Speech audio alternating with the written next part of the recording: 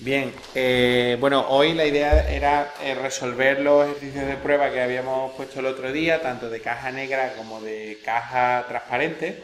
Primero vamos a ver el conjunto de casos, un ejercicio de pruebas de caja negra, que, bueno, ¿os acordáis un poco la diferencia entre cada una? ¿Qué diferencia hay entre pruebas de caja negra y pruebas de caja transparente? O pruebas de caja blanca, también dicho.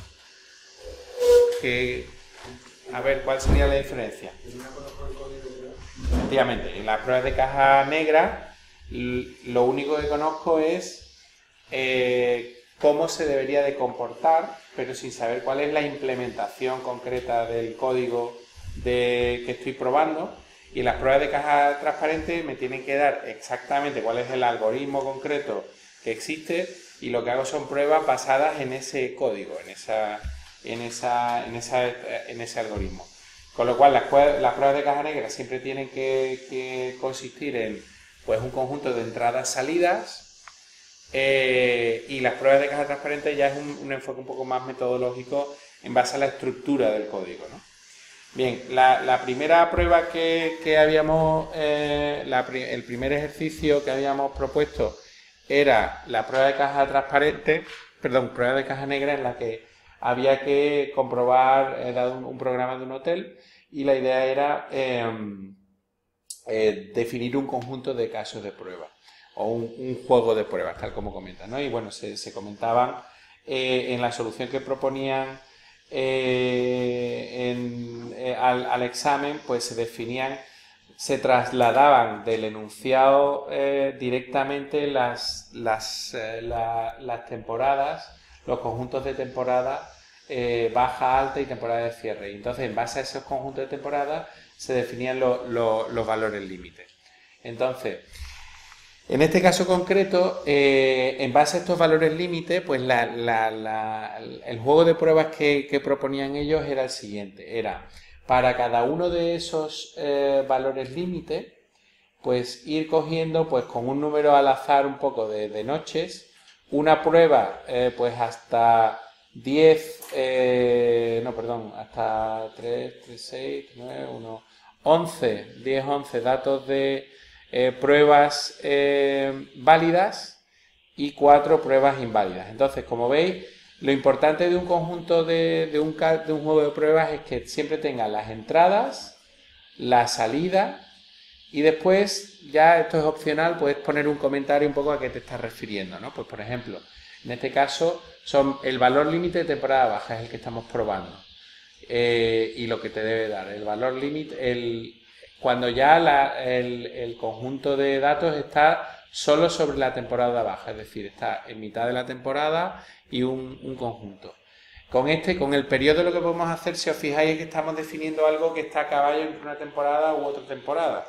Los valores límites, para probar realmente esos casos que suelen ser los más complicados. Y después, en los casos no válidos, pues serían... ¿sí? Lo que sería el comentario sería la definición que hacen ellos de las clases de equivalencia. Claro, sería en base a las clases de equivalencia que hemos definido, pues sería el comentario estando dentro de la propia clase, o en un punto en el que estoy probando el límite de la clase de equivalencia. El límite de cada clase de equivalencia son los cambios de alta a baja. Esos casos, 1, 2, 3, 4, 5, 6, 7, 8, 9, 10, Sí, sí. serían 12 clases de equivalencia. No. Las clases de equivalencia serían las que te dan un poco la combinación entre el día de entrada y el periodo. Es decir, nosotros básicamente aquí, si esto lo dibujáramos, vamos a ver si esto lo... Yo esto lo vería como 3 clases de equivalencia, sí, porque serían en el que estás justo en mitad de la temporada baja, en la temporada alta o en la temporada de cierre. Serían un poco las 3 clases, los 3 rangos típicos. Lo que pasa es que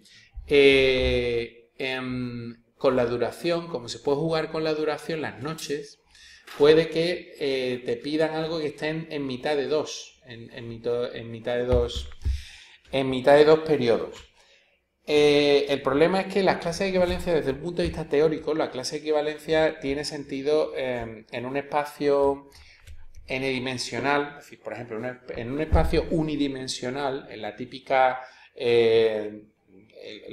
regla, ¿no? Imaginaos una regla que vale desde 0 hasta 100 o hasta 1000. Esto es un espacio unidimensional, ¿no? En el que hay un punto, puede valer a 0, 1, 2, 3...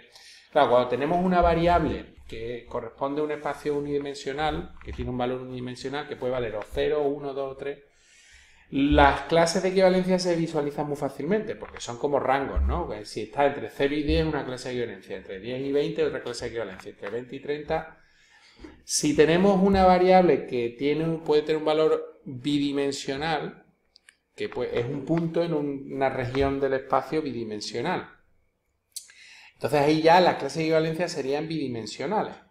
Ya, bueno, se puede visualizar bien fácilmente, pero a medida que empezamos a añadir más dimensiones, las clases de equivalencia ya no son tan sencillas de imaginárselas, porque podrían ser regiones en espacios n-dimensionales. E incluso puede haber espacios cóncavos, es decir, espacios no conexos, espacios con huecos dentro. Entonces, yo creo que es mejor visualizarlo en términos de entradas y salidas, ¿no? Conjunto de valores de entrada y conjunto de valores de salida. Entonces, las clases de equivalencia formalmente no serían las temporadas, sino serían las combinaciones de día de entrada y duraciones, combinaciones que te van a dar un valor con el mismo algoritmo. Es decir, si asumimos que aquí dentro, esta caja negra, no podemos asumir cómo está implementado, no podemos saber el código, no sabemos cómo es. Bueno, sería muy sencillo de todas maneras, ¿no? Pero podemos imaginar que en este caso sería como 3 algoritmos distintos, uno para la temporada alta, otro para la temporada baja y otro para la temporada de cierre, ¿no? Entonces, cuando te llegara un valor de entrada, pues usa un algoritmo, usa otro algoritmo, usa el de temporada de cierre. Entonces, las particiones de clase de equivalencia van más desde la filosofía de si va a usarse un algoritmo, otro algoritmo o otro algoritmo. Y lo que pasa es que muchas veces, como tienes muchas combinaciones, puede haber veces que te haga falta utilizar para ciertas cosas un enfoque híbrido, mezclando los dos algoritmos. En este caso es con los valores límites. Si yo digo que entro un día que es temporada alta y voy a estar 10 días justo en el límite cuando está cambiando, pues tengo que hacer un cálculo en temporada alta y otro cálculo en temporada baja. Entonces ahí estoy usando distintas clases de equivalencia en un enfoque híbrido. Tengo que calcular ciertos días en uno y ciertos días en otro. Entonces, por eso aquí es difícil de ver el concepto de clase de equivalencia, porque estoy mezclando a la vez dos variables distintas, el día de entrada y la duración. Entonces tendría que pensar en un espacio más n-dimensional para poder visualizar las clases como áreas, como regiones. Como salen en el libro, cuando tú te ves la clase de equivalencia, te sale un espacio bidimensional muy bonito en el que te salen, pues las clases de equivalencia es una región y yo lo que hago es que divido en regiones. Pero aquí eso es muy difícil de ver en este tipo de algoritmos. Entonces yo creo que es más sencillo para mí pensar en combinaciones posibles un poco de entrada. Bueno, pues los datos que me van a llegar o bien están solo en temporada alta o en temporada baja o en una mezcla de las dos, ¿no? Sería un poco...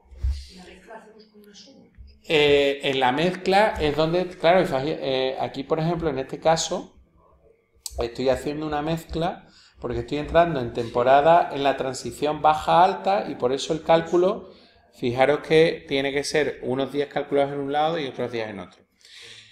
Pero para mí es más sencillo pensar en cada una de las variables por separado, y pensar en esos valores límite que hay aquí. En este caso, en el número de noches, que es una de las variables que estoy metiendo, no ponen valores límite, porque no te dan restricciones, no hay duración, puede tener mínimo y máximo, no existen rangos. Pero como en la otra variable sí que te dan, pues con la primera variable con la que estás jugando el día de entrada para establecer los valores límite. Entonces, bueno, al final realmente, una vez que tienes estas temporadas, estas regiones y los valores límites, pues esto sale casi mecánicamente, porque es directamente ir poniendo, pues estando solo en baja, perdón, justo al principio, en mitad de la temporada, justo al final, transiciones de una a otra, justo al principio de la alta, en mitad de la alta, justo al final de la alta, transiciones de alta a baja, y después igual, como hay dos periodos dos periodos de temporada baja, pues puedes hacer dos transiciones distintas. Y después el caso de valores inválidos, pues sería, pues, por ejemplo, que te pidan dentro de cierre, o que empieces correctamente pero te vayas a periodo de cierre, o que estés bueno, en el otro periodo de cierre, o que empieces en periodo de cierre y vayas a un valor. Entonces es un poco ir jugando con los posibles casos en los que te puedas encontrar, ¿no? Nada más que un periodo de cierre. ¿Cómo? Nada más que un periodo de cierre. El periodo de cierre es del 24 del 12 al 7 del 1, efectivamente. Claro, sería valor al principio del periodo de cierre, o que termina en periodo de cierre. Dentro en los dos límites, efectivamente. Y en el 3 del 1, efectivamente. Y que empiezas y terminas en la temporada. De todas formas, no, te lo pregunto por curiosidad, pero las dos primeras pruebas sí, vamos, son más o menos lo mismo. Por ejemplo, yo ahora, haciéndolo ahora, por ejemplo, Sí. he cogido un caso no válido que esté dentro del periodo de cierre, del 25 del 12, 3 días. Ahí Sí. se ve que está dentro del caso. Y luego he jugado con los límites con los dos límites. O sea, he empezado el 23 del 12 y le he dado 5 días, y he empezado desde el 1 del 1 y le he dado 5 días. Sí. No No le he dado otro prueba más como has dicho tú, por ejemplo. ¿Sabes que no? Bueno, esto es lo que ellos proponían. No, es cierto. De hecho, a mí ese yo creo que hubiera estado bien. Esa prueba que tú has hecho a mí me gusta bastante. La de que, bueno, en realidad está aquí, es esta, ¿no? La del 20, que has empezado del 19 al 12, ¿no? Fuera del periodo de cierre. He empezado fuera Y te has metido dentro. Exacto, me he metido dentro, luego he empezado dentro y he salido, y luego nada más que he puesto un periodo solamente dentro del periodo de cierre. Sí. Bueno, Casi todas, ¿no? Igual parecidas, ¿no? La sí, única que cambia es la... Son muy parecidas, pero que han metido una vez más, y por eso que yo, para saber si a lo mejor lo que pensaba pues se puede completar. Yo creo que está perfecto. Yo creo que en realidad, ya una vez que te pones ya a definir el conjunto de casos de prueba, puedes tener pequeñas variaciones. Vale. Pero lo importante aquí es que seas capaz de dar una justificación del por qué estás seleccionando estos casos de prueba. Y en este caso la justificación está clara. Has definido las temporadas, has definido los valores límite, y una vez que tienes los valores límite, has ido definiendo para cada uno de esos valores límite una prueba, ¿no? Sí. Las salidas donde tienen que jugar con dos tipos de valores. Sí, como por ejemplo aquí. En la transición, en los valores límite. Sí. Sí. Suma el valor 100 con 140. En el enunciado no veo yo nada que diga que tiene que primar datos no válidos sobre euros. Por ejemplo, si coge unos días de un periodo de transición con unos días de temporada de cierre, ¿por qué no solamente suma los euros? Eso es que, hombre, ahí no lo dicen. No, hombre, pero hombre, lo normal suele ser que si yo te doy en un algoritmo, te doy un dato que es inválido, te diga esto no es correcto. Sí, porque tú imagínate, tú eres una reserva, ¿no? Que tú vas a hacer una reservilla, a ti te dicen, tú eres un usuario, ¿no? Y de pronto dices, yo quiero ir de tal a tal. Lo suyo es que te avise el sistema, esto no puede ser porque cerramos este día, no que de pronto te haga una reserva. Claro, eso es muy raro. Eso suele ser, eso no lo pone en ningún sitio, pero es que es un poco el comportamiento habitual de los... Pero ese es ahí te tienes que dejar llevar un poco por el comportamiento habitual de los sistemas. Cuando tú tienes una combinación de datos inválida, que no es válida, tú se lo avisas al usuario, no le sueles decir... Oye, pues esto sería tal si no le dices... Voy a poner como comentario que es Hombre, es que eso no te puedo, yo pondría directamente, sobre todo en pruebas, sí, porque aquí estamos probando un algoritmo, es decir, que estamos probando que el sistema funciona. Entonces, lo suyo es avisar cuando no es correcto. Claro que no es un sistema que hará al usuario de avisarle, decirle esto es inválido, si mueves del día tal al tal, costaría tanto. A lo mejor, si yo estuviera hablando de la implementación del sistema, a lo mejor le diría, quizá quisiste decir, como dice Google, desde el día tal al día tal, pero esto es inválido. O sea, aquí es que estamos exactamente probando el algoritmo de cálculo de precio. Entonces, si cuando te meten eso, es como cuando decía, ¿no? Decía, oye, y si te mete un -2, pues que tiene que decir menos, inválido. Eso no.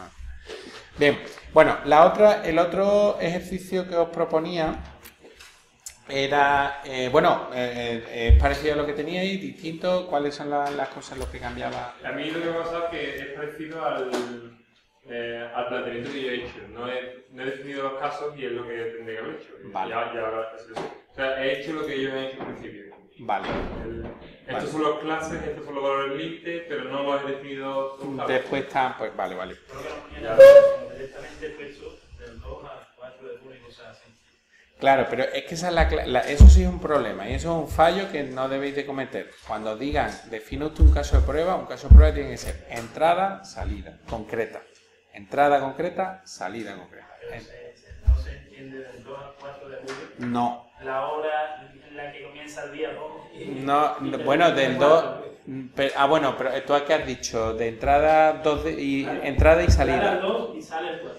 Lo que pasa es que ahí te dice, es que mira, te lo explica, te dice concretamente, los datos de entrada del programa son el día y el mes de la primera noche de estancia y el número de noches. ¿Se te lo dice explícitamente? ¿Qué? ¿No se sobreentiende? No. No, porque es que precisamente... Pero es que quiero decir que es muy importante en estos ejercicios ser súper correcto en lo que te están diciendo. Si estás diciendo que el algoritmo recibe de entrada día y número de noche, tu caso de prueba tiene que ser día, número de noche, salida esperada. Día, número de noche, salida esperada. ¿Vale? O sea, tú piensas... Claro, piensa que yo debería de poder coger esto y directamente con esto ponerme a probar el sistema tal cual. Yo me empezaría 7 del 1, 5, ¿cuánto sale? 500, correcto. Correcto, correcto, sí. Debería, de hecho, en la ingeniería del software, las técnicas, las herramientas actuales de ingeniería del software promocionan mucho el uso de lo que se llama el Test Driven Development, que es el desarrollo guiado por pruebas. Lo que significa eso es que tú, antes de implementar el sistema, antes yo de ponerme a implementar el algoritmo, en este caso una tontería, porque es una suma, pues sería, antes de ponerme a hacerlo, definir un conjunto de pruebas automáticas para que yo pueda coger y decir, llama al sistema con el valor tal y tal, mira lo que te da el sistema y comprueba que lo que te tiene que dar tiene que ser igual a 500. Eso es una prueba. Llama al sistema con esto y te tiene que dar no sé cuánto y compruebas que te da 280. Llama al sistema. Esas son pruebas que tú implementas antes de haber hecho el propio sistema. Antes de haber hecho el... Entonces tú esto codificas antes de forma que tú eso ya lo tienes hecho y ahora cuando alguien termina la implementación pues tú le das a ejecutar prueba y te dice pasa, error. Hay aquí un problema, entonces corriges. Pasa otra vez la prueba, pasa. Vale, entonces es correcto. Cuando han pasado todas las pruebas, tu código es correcto. Entonces esa filosofía es fundamental en la que tú tienes que tener exactamente lo que le vas a pasar al sistema, lo que te va a devolver y poder hacer la comprobación. ¿Vale? Bien. ¿Correcto? Vale. Bien, no sé si vosotros en algún sitio, en alguna otra asignatura veis Java JUnit, por ejemplo. Yo creo que lo nombramos, pero no nos metemos con JUnit. ¿No habéis implementado nada en JUnit? Bueno, JUnit es una forma de hacer eso, es decir, en Java, por ejemplo, que tú defines comprobaciones Y ahora con una herramienta muy sencilla, cuando tú compilas, te pasa todas las pruebas JUnit y te dice, han pasado 10 de 10 o error en la prueba 28 y entonces ya pruebas. Desde mi punto de vista es un enfoque muy interesante, es muy muy interesante. De hecho, hay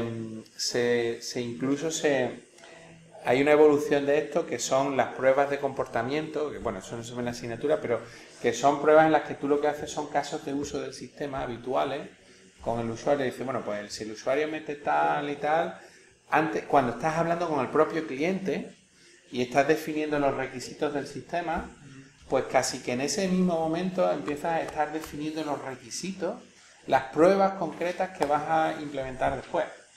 Porque eso permite de una manera muy buena verificar que el sistema se comporta como se debe de comportar. De hecho, lo ideal sería que casi de manera automática, una vez que has terminado los requisitos, se pudieran generar las pruebas automáticamente a partir de los requisitos, ¿no? Eso es lo más chulo.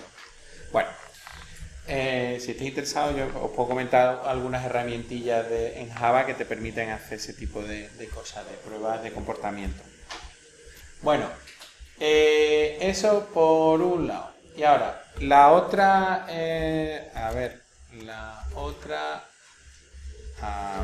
¿dónde está? Aquí. El otro ejercicio que os proponía de pruebas era un ejercicio de prueba de caja transparente o caja blanca, como queráis. Que se proponía decir, bueno, hay un algoritmo, da un pequeño algoritmo que te permite distinguir por el tamaño de los lados si un triángulo es isósceles, si es equilátero o si es escaleno, ¿vale? Y te dan el propio algoritmo. Entonces te dicen que, por favor, con pruebas de caja transparente, verifiques el problema. En concreto, te dicen que utilices el cubrimiento lógico. Cubrimiento lógico es un tipo de modelo, de diagrama, en la que tú lo que vas haciendo es un grafo de flujo en el que vas diciendo los posibles caminos que puede recorrer un sistema. Tenéis un par de... vosotros, si lo habéis hecho, vosotros lo habéis intentado... Pues intentadlo, por favor, 5 minutillos doy para que lo probéis. Por lo menos intentar el diagrama de cubrimiento lógico, a ver si lo conseguís. Tenéis un ejemplito en el 842. ¿Tienes el libro? ¿Tenéis el libro? En el 842, fijaros, se ve... Bueno, en la página 293, pues se ve un ejemplo en el que pues se ve que, por ejemplo, pues tienes un diagrama en el que tienes circulitos, rombitos y cuadraditos. Los círculos son el inicio y el fin, ¿no? Es cuando empieza y cuando termina. Y ahora, pues los rombos son decisiones. Por ejemplo, un if, ¿no? Entonces, si tal es mayor que tal, por ejemplo, cada una de esas condiciones, del a menor o igual que 0, tal, serían rombos. Serían cada una de estas cosas. Esto sería una decisión, una rama que puedes tomar o hacia un lado o hacia otro en función de cuánto valga esto. Eso es lo que yo no veo así, pero bueno, ahora ya... Pues inténtalo a ver cómo es. Y después cada uno, el writeString, pues serían ya las instrucciones que se mostrarían. Por ejemplo, los rectángulos, ¿no? Es lo que mostraría. ¿Vale? Pues dejo 5 minutos solo aunque para intentar hacer el diagrama de cubrimiento, a ver cómo lo haríais.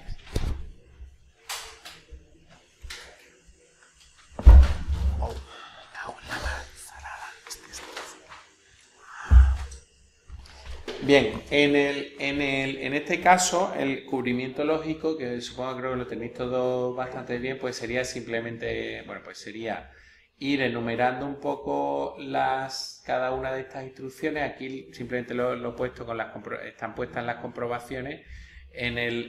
Cuando llega el 2 lo que se haría es, se haría se mostraría esto en pantalla, o esto, ¿no? Entonces, claro, la idea era, ahora, para cada uno de estos caminos posibles, intentar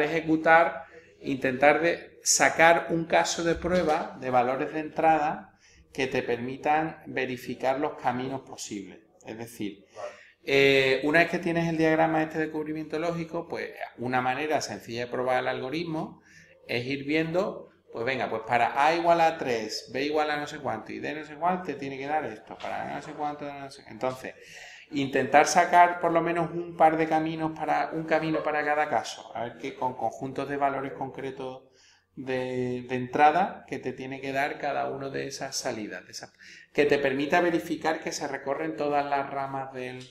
Algo que me permite verificar que se recorren todas las ramas, ¿no? Efectivamente. Buscar un triángulo y... Bueno, sería un conjunto de valores de entrada que te permitieran hacer el camino 0, 1, 2.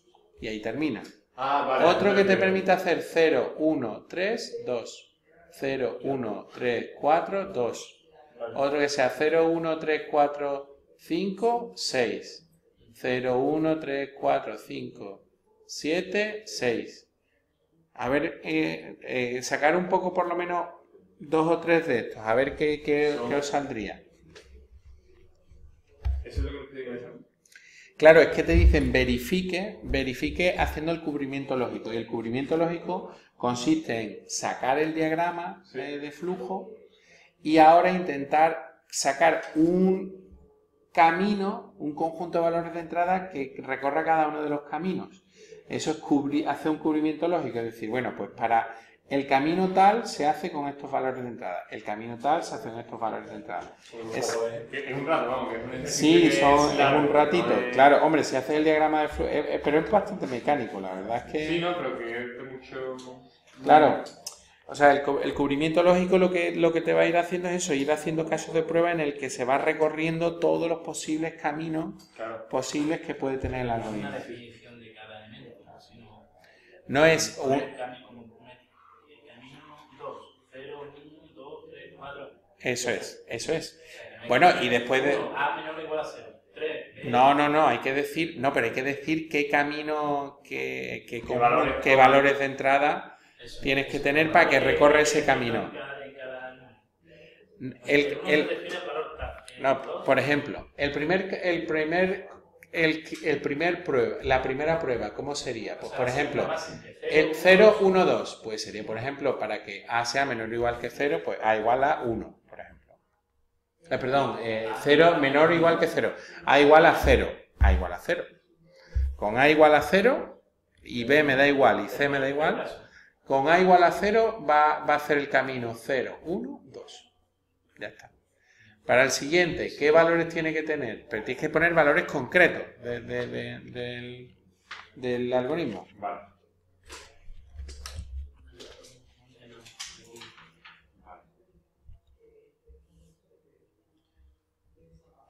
¿Cómo ha llamado eso? ¿Elemento final o simple? No, vamos, no ¿sí? No, está claro, cada uno cada vez que hace un write string cada instrucción de write string es un nodo final, porque solo imprimes una...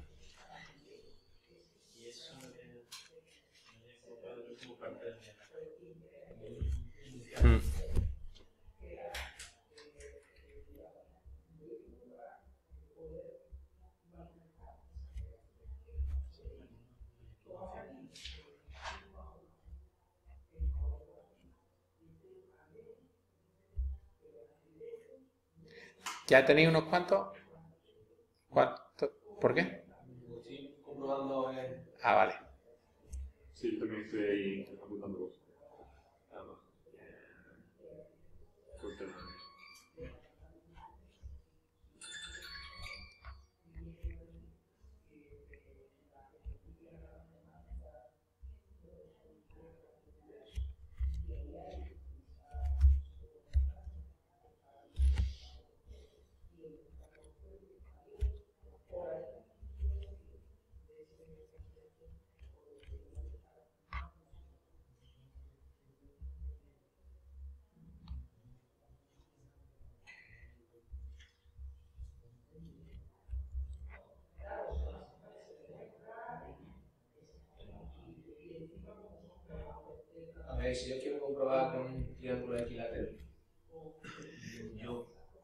veo que se mete en el isósceles directamente. Pero intenta poner un camino, intenta meter camino. ¿Has hecho ya unos cuantos casos de prueba o no? Pues, pero es que prefiero que lo hagáis metódicamente, no de cabeza. Intenta hacer unos cuantos, por lo menos 2 o 3, un caso de prueba para cada uno de... Como por ejemplo... Uno que salga triángulo isósceles, uno que salga triángulo escalino y digas el camino que recorrería. Haría 0, 1, ve diciendo 0, 1, 3, 4, 5, 7, 6. A ver qué camino para los conjuntos de valores de estos daría este camino. ¿Vale? A los que me dicen se pueden números, ¿vale? Los números, si es que están los números, está aquí. Sería Sí, no, vale, pero... Empezaría en el 0, 1, 3, 2, por ejemplo. Ah, vale, que se pone eso, sí, que no era por... Sería... Tienes que poner, en cada prueba tienes que poner el valores de entrada, camino que va a recorrer y resultado esperado. Vale.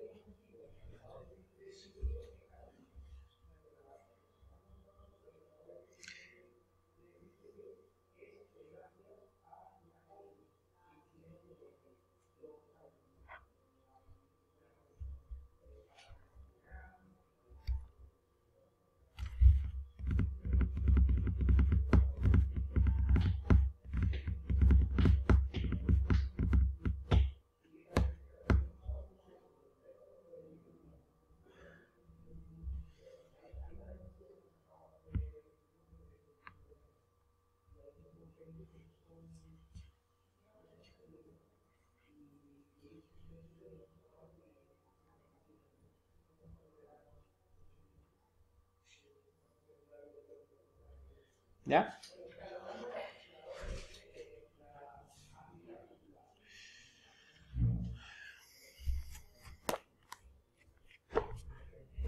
Bueno, lo primero, una vez que hacemos el cubrimiento lógico, o sea, una vez que hacemos el diagrama de flujo, lo importante es que de una manera automática podemos saber cuánto es el número máximo de posibles caminos. Y eso se sabe porque, bueno, cada uno de estos rombos que corresponde con una comprobación lógica simple, ¿vale? Una igualdad, es lo que se llama un predicado, ¿vale? Un predicado. Entonces, estos predicados, si tú cuentas el número de predicados que tiene tu diagrama de flujo, en este caso, ¿cuántos hay? 11. Bueno, pues el número de caminos es siempre el número de predicados más 1, el número de caminos posibles. En este caso habría 12 caminos posibles. Entonces, lo lógico es que tú cojas y hagas, pues, 12 pruebas, ¿no? Hagas una para cada uno de los caminos posibles. De hecho, fijaros que esto se podría hacer automáticamente y podrías, de una manera sistemática, sacar todos los posibles caminos que hay, el 012, 0132, 0132. Si te pones a hacer uno a uno, sería ir sacando todos los caminos posibles. Y claro, aquí pues podríamos, para cada uno de estos caminos, podrías intentar hacer el juego de prueba, ¿no? O sea, la prueba concreta que iría para cada uno de esos caminos. Y claro, aquí este ejercicio estaba diseñado para que cuando empezaras a hacer todo esto, cuando llegaras a los caminos, a los posibles caminos 11 y 12, estos que son haciendo todo esto, fuera imposible crear un caso de prueba. De hecho, no solo con el equilátero, también con una de las opciones del escaleno nunca se podrían dar. Eso os habéis dado cuenta algunos de cabeza, pero esto sería una forma, digamos, sistemática, ¿no? De darse cuenta. Claro, ¿por qué? Pues porque... ¿cuál es el problema? Que es que tú aquí en un lado es que aquí no se ve bien, pero en un lado aquí has asumido que A igual a B y ya en la siguiente, si tú ya te has saltado, ya sabes que aquí A no es igual a B. A no es igual a B, con lo cual esto nunca se puede dar. Entonces, es que este algoritmo está mal hecho. Estaba hecho a propósito mal para que haciendo las pruebas te dieras cuenta de que estaba mal hecho. Claro, lo que pasa es que si no se hace hasta el final no eres capaz de verlo. Entonces, bueno, estos son digamos, los dos tipos de ejercicios que yo he visto de casos de prueba que ha habido en algún año, ¿vale? Entonces, yo creo que lo importante de esto tampoco es un poco tener claro los conceptos de qué es una caja negra, qué es una caja transparente, prueba de caja negra, prueba de caja transparente o caja blanca, que son, como habéis visto en el primer ejercicio, nosotros no sabíamos cómo estaba hecho por dentro el sistema, simplemente hemos dicho, ante esta entrada tiene que dar esta salida. Y ahí lo único que podemos hacer es fijarnos en cómo varían los datos de entrada y sacar pues valores límite, clase de equivalencia. Y en este tipo de ejercicio de caja blanca, ya sí que nos metemos a hacer exactamente el diagrama de flujo y en base al diagrama de flujo podemos ir haciendo sistemáticamente una prueba por cada camino posible, ¿no? A ver si realmente se puede dar.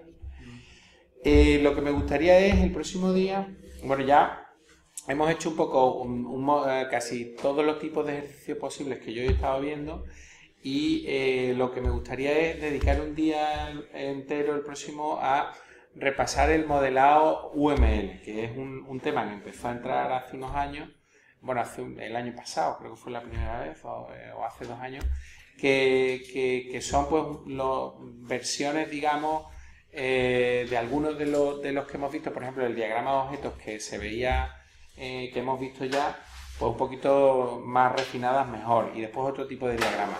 Entonces, lo que os propongo como trabajo, en este caso no es hacer ejercicios, sino directamente, bueno, os he puesto ya las soluciones ya para que las tengáis, es directamente leer el capítulo 6. El capítulo 6 es el de UML, que es específicamente todas las partes de UML, y yo creo que es importante porque yo creo que quieren hacer hincapié en cada vez que vaya cayendo cada vez más el UML en los exámenes. Entonces, quiero que se lo veamos en detalle, ¿vale? Entonces, por lo menos leerlo, ver los ejemplos que salen y haremos un recorrido de cada uno de esos diagramas el próximo día, ¿vale?